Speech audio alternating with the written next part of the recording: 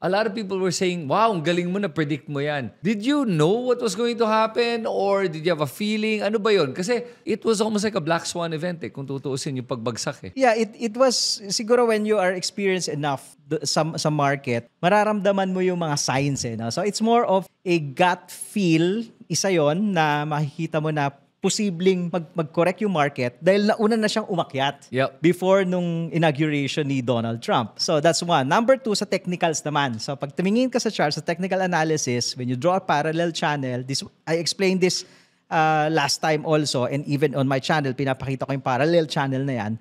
Yung top talaga is around that level, around 110. So, tapos i-timing mo pa yung pag-upo ni Donald Trump, no, and all the tariffs and all. So, may chance talaga na mag-correct yung market, na bumagsak yung market. So, siguro, pag you are experienced enough na nakakita ka na ng paano pinapump yung market, paano dinadump yung market, madedevelop mo yung gut feel na yun